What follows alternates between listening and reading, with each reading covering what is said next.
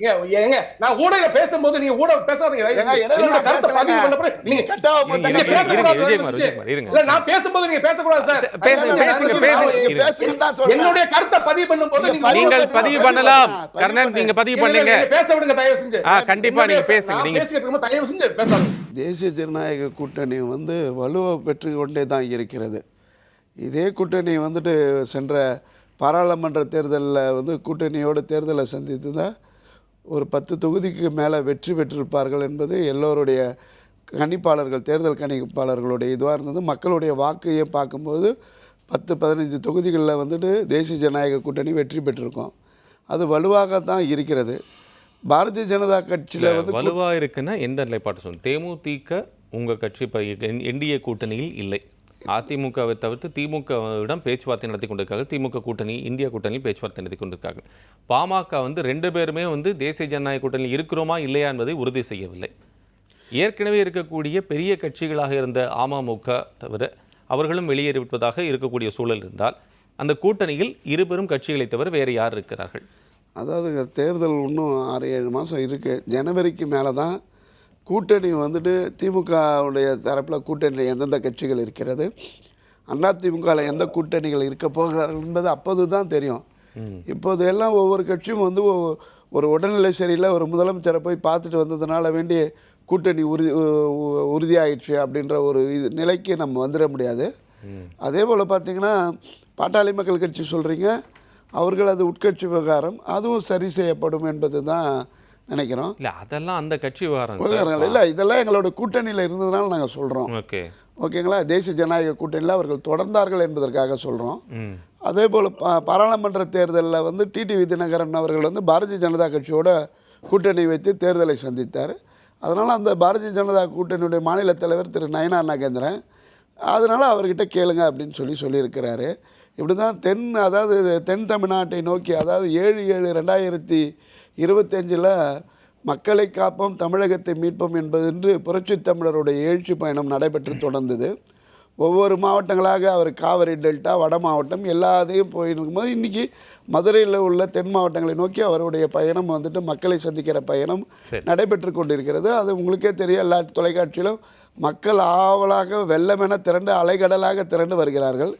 நாளுக்கு நாள் அதிமுகவுக்கு வலு சேர்த்து கொண்டிருக்கிறது. எல்லாம் சேர்ந்து நன்றாகவே தான் சென்று கொண்டிருக்கிறது. இதில் எந்த வித மாற்றம் இல்லை. பலம் வேணும். சசிகலா அவர்கள் அழைப்பு தொடர்ச்சியாக எல்லாரும் பழசெல்லாம் மறந்துடுவோம், போனது போட்டும், இப்போ வரும் எல்லாரும் மீண்டும் ஒன்றிணைவோம் அப்படின்னு அவங்க கூப்பிடுறாங்க. அப்போ அனைவரையும் ஒருங்கிணைத்து செல்ல வேண்டிய ஒரு சூழல் நோக்கி நகர்கிறதாங்கிற கேள்வி வருதுல்ல. அதாவதுங்க, அதிமுக கட்சியை பற்றி ஒவ்வொருத்தரும் ஒவ்வொரு தகவல் சொல்லுவாங்க. ஏன்னா எங்கள் கட்சியினுடைய பொதுச் செயலாளர் ஐயா எடப்பாடியார் அவர் சொல்கிறது தான் எங்களுக்கு வேத வாக்கு, தெய்வ வாக்கு எல்லாமே. அவர் எங்கள் புரட்சி தமிழர் ஐயா எடப்பாடியார் கிளை செயலாளர்லேருந்து வந்தவர். அதனால் அவருக்கு நிறைய அனுபவங்கள் இருக்குது. அவர் இதை அதிமுகவை வெற்றி பாதைக்கு அழைத்து செல்றதுக்கான வியூகங்கள் அவருக்கு தெரியும். அதிமுக பக்கம் மக்கள் திரும்பி விட்டார்கள். இப்போ மக்கள் எல்லாம் பார்த்திங்கன்னா அவர்கள் போகின்ற இடத்துலலாம் பார்த்திங்கன்னா வராங்க கூட்டம். திமுக அவனுடைய எதிர்ப்பு மனநிலையில் மக்கள் இருக்கிறார்கள். ஆளும் திமுக அரசு மக்கள் நல சார்ந்த பிரச்சனைகளே அவருக்கு கவனத்தை செலுத்தவில்லை. நிறைய வாக்குறுதிகளை தந்தால் அந்த வாக்குறுதிகளை நிறைவேற்றாத காரணத்தினால மக்கள் அதிமுகவுக்கு வாக்களிக்க தயாராகி விட்டார்கள். அதனால் எங்கள் பொதுச் செயலாளருடைய கரங்கள் வலுப்பெற்று கொண்டே இருக்கிறது. அதிமுக நிச்சயம் ஆட்சி அமைக்கும். ஒவ்வொருத்தரும் பேசுகிறதெல்லாம் பேசின்னு தான் இருப்பாங்க. ஏன்னா எப்பவுமே ஒரு பெரிய அதிமுக என்கின்ற ஒரு கட்சியை பற்றி பேசினா அவர்கள் பேசும் பொருளாக அவர்களுடைய விமர்சனங்கள் பெரும்பாலான இடத்துல பேசப்படுகவே அவர்களுடைய இருப்பை வெளிக்காட்டி கொள்வதற்காக வேண்டி அதிமுக பக்கம் பேசுகிறார்கள். இது அவ்வளோதான். அதை தான் அப்படி தான் பார்க்க முடியும். என்ன வருகிறது, கடல் அலை போல வருகிறது அப்படின்னு சொல்றதுல அவர் வேணா சொல்லிக்கல. அதுக்கு அந்த வரக்கூடிய அந்த நபர்களுக்கு, அந்த பொதுமக்களுக்கு எடப்பாடி பழனிசாமி எந்த அளவுக்கு அவர் பண உதவி செய்கிறார், அங்குள்ள புதிதாக நியமிக்கப்பட்ட அந்த மாவட்ட பொறுப்பாளர்கள் எந்த மாதிரி பணத்தை திரட்டி ஆள்களை திரட்டுறாங்கன்ற நம்ம ஊடகத்துல பார்க்க முடியுது, வலையொலிகளை பார்க்க முடியுது. அது ஒரு பக்கம் இருக்கட்டும். அது அல்லாதது இப்ப ஒரு விஷயம், எதிர்கட்சி தலைவர், அதிமுகவுடைய எதிர்கட்சி தலைவர் அவர் சொல்றாரு, நாங்க அதிமுக போச்சாரா அவரை ஒரு காலத்தில் ஏத்துக்கிற போறதை ஏத்துக்கவும் முடியாது. அது ஒரு பக்கம் இருக்கட்டும். சரி, அதிமுகவுடைய எதிர்கட்சி தலைவர் அதிமுக காரன் புறக்கணிக்கிறானே, அதுக்கு இவர் என்ன பதில் சொல்லுவாராம்? இப்ப திமுக புறக்கணிக்கலாம், திமுக அவரை பத்தி வசைபாடலாம், எதிர்ப்பு தெரிவிக்கலாம், கருப்பு கொடி காமிக்கலாம். அதிமுகவுடைய பொதுச் செயலாளர் சொல்லிக்கிட்டு இருக்கக்கூடிய எடப்பாடி பழனிசாமி வருகை எதிர்த்து கருப்பு கொடி காமிக்கிறான். பல இடங்கள்ல நம்ம ஊடகத்துல பார்க்க முடியுது. நாளைக்கோ நாளை கழிச்சோ தன்னுடைய பெருமையை, தன்னுடைய பணத்தை காமிக்க வர்றாங்க. இந்த தொகுதியை இன்னைக்கு திமுக கைவசப்படுத்தியது யார்? திரு எடப்பாடி பழனிசாமி. அன்று தொட்டு இன்று வரைக்கும் என்ன சொல்ல வரேன், அது அதிமுகவினுடைய கோட்டை, ஆண்டிவிட்டி தொகுதி. இந்த தொகுதி இன்னைக்கு திமுகவுடைய தொகுதியா, தொடர்ச்சியா 2 முறை திமுகவுடைய தொகுதியா ஆக காரணகர்த்தா யாருன்னா எடப்பாடி பழனிசாமி தானே. அதனால எடப்பாடி பழனிசாமி அவர்களே, உங்களை நாங்களும் அதிமுக தொண்டனாகத்தான் பார்க்கிறோம், தயவு செய்து இங்க வராதீங்க. இது அதிமுகவினுடைய கோட்டை, இது அம்மாவின் வீடு. அதாவது அவர் பேசுறதுக்கு ஒரே ஒரு சின்ன குறுக்கீடு. இல்ல சோரொட்டிகள் ஒட்டி இருக்கிறாங்க ஆண்டிவட்டி தொகுதியில, சோரொட்டிகள் ஒட்டி எடப்பாடி பழனிசாமி உள்ள வராத அதிமுக தொண்டன் இப்படின்னு போஸ்ட். அப்ப உள்கட்சிக்குள்ள இவ்வளவு குழப்பத்தை வச்சுக்கிட்டு போற இடத்தெல்லாம் பயங்கரமா இருக்கு, எங்களுடைய கூட்டணி வலுவா இருக்கு, அடுத்து நாங்க தான் திமுக மக்கள் இல்லை. இதே திரு எடப்பாடி பழனிசாமி அவர்களை வந்து அதிமுகவிலிருந்து இப்போ மற்ற கிளைகள்லேருந்து, மற்ற அணிகள்லேருந்து வந்திருக்கக்கூடிய நிர்வாகிகள்லாம் போய் சந்தித்து நாங்கள் உங்கள் பக்கம் இருக்கோம் அப்படின்னு சப்போர்ட் பண்ணி பேசியிருக்கிறதையும் நம்ம பார்க்கத்தானே முடியுது திரு கர்ணன். இல்ல ஒரே விஷயம் சார், நல்லா நீங்க புரிஞ்சுங்க. ஒரு இதர கட்சியை 4 பேரு போய் அவரை சந்திச்சு உங்களுக்கு நாங்க ஆதரிக்கிறோம், நாங்க அதுக்கு சொல்றதெல்லாம் அது எல்லா கட்சிகளும் அதனுடைய வழக்கம். நான் என்ன சொல்ல வரேன், குடும்பத்துக்குள்ள குழப்பம் இருக்கு, முதல்ல தன்னுடைய குடும்பத்துக்குள்ள குழப்பத்தை தீர்த்துட்டு தான் வெளியில காரியத்தனம் பண்ணணும். முதல்ல குடும்பத்துக்குள்ள பல குழப்பங்கள் ஓடிக்கிட்டு இருக்கு. 5ஆம் தேதி அண்ணன் செங்கோட்டையன் அவர்கள் பிரஸ் மீட் வைக்க போறாங்க. அவங்களுடைய மனநிலை என்ன, ஏன்னா கடக்கோடி தொண்டனுடைய மனநிலையை அவங்க அறிஞ்சு பேசுறாங்க. ஏன்னா கட்சி ஒன்றுபடாமல்லாம் தமிழகத்துல எடப்பாடி அணி மண்ணெடுக்க முடியாது. சின்னமா தலைமை ஏற்காம எடப்பாடி அணி மண்ணெடுக்க முடியாது. அது எல்லாருக்கும் தெரிஞ்ச விஷயம் தான். தொடர்ச்சியா 11 தோல்வியை கொடுத்திருக்கிறாங்க. கெட்டும் புத்தி வரல அண்ணன் எடப்பாடி அவர்களுக்கு. அதைத்தான் மறுபடியும் எங்களை போன்ற கடக்கோடி அதிமுகவினுடைய கோட்டை ஆண்டிப்பட்டின்னு சொல்றேன். உண்மைதான். அதிமுகவினுடைய கோட்டை வந்து தென் மாவட்டங்கள் முழுதுமே இது கோட்டை தான். அப்போது துணை முதலமைச்சராக இருந்து அதிமுகவினுடைய ஒருங்கிணைப்பாளருடைய மாவட்டம் தேனி மாவட்டம்.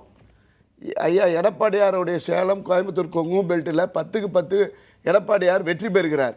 ஆனால் இதே வந்து ஒருங்கிணைப்பாளராக இருந்து கட்சியில் துணை முதலமைச்சராக இருந்து 2வது கட்டமாக இருந்த ஓபிஎஸ் அவர்கள் தன்னுடைய சொந்த தொகுதியில் 4 தொகுதியில் வெற்றியை பெற்று தந்திருக்க வேண்டியவர், ஈட்டி தந்திருக்க வேண்டியவர் அவர் தானே. இப்போ அவரே வந்துட்டு இது பண்ணிட்டு அதுக்காக வேண்டிய ஆண்டி அதுங்க. இப்போ வர தேர்தல் 2026 தேர்தலில் நீங்க சொல்லுங்க, அப்ப ஆண்டிப்படை எல்லா தமிழகத்தின் முழுவதும் அனைத்து தொகுதிகளும் அனைத்து இந்திய அண்ணா திராவிட முன்னேற்ற கழகம் எடப்பாடியார் வெற்றி பெறுகிறார். இவர் சொல்றாங்க நாங்க ஒரு இயக்கம், பல கோடி தொண்டர்கள் கொண்ட இயக்கம், அந்த இயக்கத்தில் ஒரு 3 பேர் 4 பேருக்கு தன்னுடைய இவங்களுக்கு நம்ம ஆதரவாக இருக்கும், இவங்க கட்சியில் வந்துட்டாங்கன்னா நமக்கு ஒரு எம்எல்ஏ சீட்டு கிடைக்கும் இப்படின்ற ஒரு கணக்கு போட்டுன்னு எங்க ஒருத்தருடைய நலனுக்காக கட்சி கிடையாதுங்க.